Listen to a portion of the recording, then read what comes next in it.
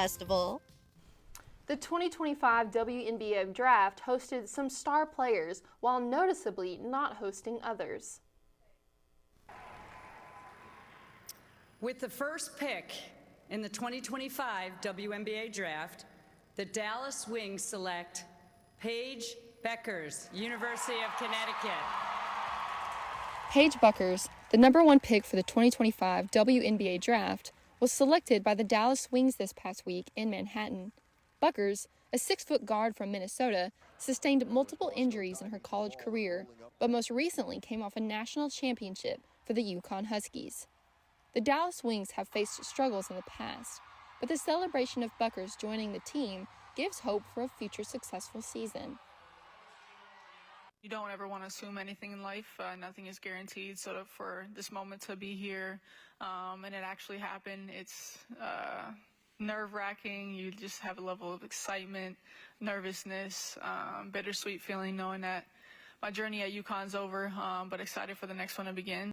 While some are celebrating, others are not. Sedona Prince, who gained social media popularity in 2021 after showing the conditions for women's teams versus men's at the NCAA tournament, was not drafted despite her post that she was entering the WNBA.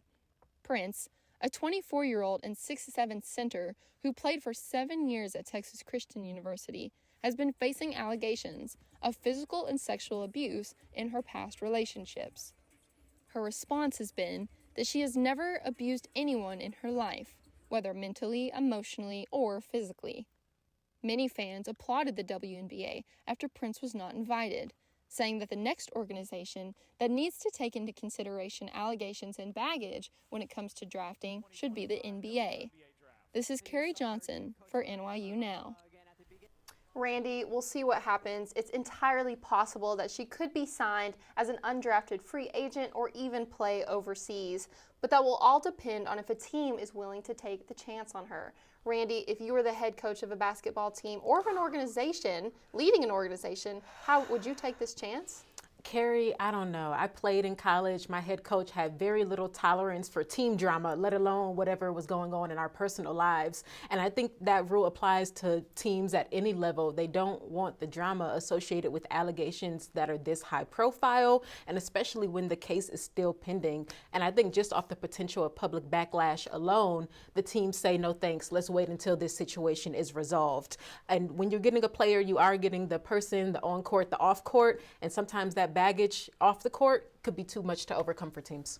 I 100% agree, Randi. I think that that's a big conversation, especially in the sports industry right now, is being able to separate a person from a player, and that's exactly what we're going to have to see here, because when it comes to professional sports, Randi, image can mean everything. When Prince would be joining, or anyone for that matter, is joining a professional team, they're joining by putting on a specific jersey on, and that comes with the responsibility for the name on the back and for the organization that this person is playing for. So that is just going to have to be a decision that teams make. Are they willing to take on the responsibility to have her as a person and a player? Right. And to be clear, it's not just about the allegations. There's also been questions about whether she's ready for the WNBA. A 24-year-old rookie is not something that the league is used to seeing. She's coming out of college playing with folks who are 21, sometimes 19. And so, yes, she was a star, but did she only shine so bright because of the level of competition in college? And so I think questions of her WNBA readiness have also played a role in her getting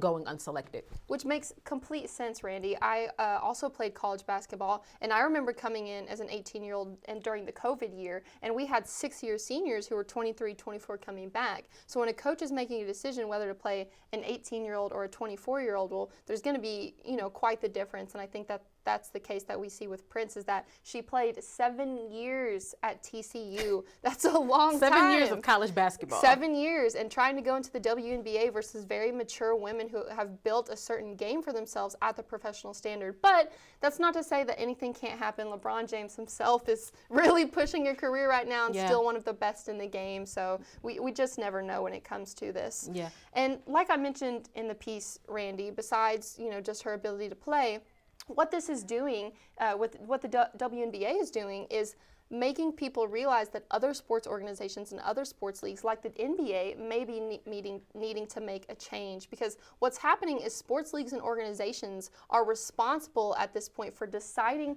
who they would draft when people are coming in with certain allegations. And as we can see from this is how the WNBA decided to handle it.